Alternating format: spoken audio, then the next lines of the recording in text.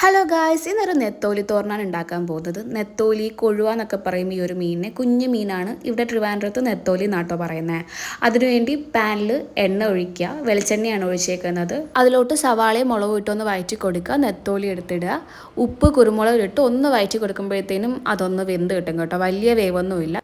മീനൊന്ന് വെന്ത് വരുമ്പോഴത്തേനും അരപ്പുണ്ടാക്കണം കേട്ടോ. തേങ്ങ, മഞ്ഞൾപ്പൊടി, മുളക് പൊടി, മുളക് ഇടുന്നുണ്ട്, വെളുത്തുള്ളി ഇടുന്നുണ്ട്. നന്നായിട്ട് മിക്സിയിൽ അരച്ചെടുക്കുക. അരപ്പ് വെള്ളം ഒഴിക്കാതെ വേണം അരച്ചെടുക്കാനുള്ളത്. അരപ്പ് മീനിലിട്ട ശേഷം കുറച്ച് വെള്ളം ഒഴിച്ചൊന്ന് അടച്ചു വെച്ച് കൊടുക്കുക. വെള്ളമൊക്കെ വറ്റി സെറ്റായിട്ട് വരുമ്പോഴത്തേനും കുറച്ച് ഉലുവാപ്പൊടി ഇടുക. കടുക് വറുത്ത് വീത്തി കൊടുക്കുക. അതൊന്ന് മിക്സ് ചെയ്ത് 2 മിനിറ്റ് കഴിയുമ്പോഴത്തേനും നമ്മുടെ സെറ്റ് നെത്തോലി തോരൻ അഥവാ കൊഴുവാപ്പീര ഇവിടെ റെഡിയാണ്. ഈ കൊഴുവാപ്പീരയും മോരുകറിയും ചോറും കൂടെ കൂട്ടത്തിനാൻ ഭയങ്കര ടേസ്റ്റാണ് കേട്ടോ. ഞാനിന്ന് ഉച്ചയ്ക്ക് കഴിക്കാൻ എടുത്തേക്കുന്നതും ചോറും മോരുകറിയും നമ്മുടെ കൊഴുവാപ്പീരയും അച്ചാറും മീൻ പൊരിച്ചതുമാണ്. കൊഴുവാപ്പീരയും മോരുകറിയും ചോറും മാത്രം മതി ഗൈസ്. ഭയങ്കര ടേസ്റ്റാണ്. ബൈ.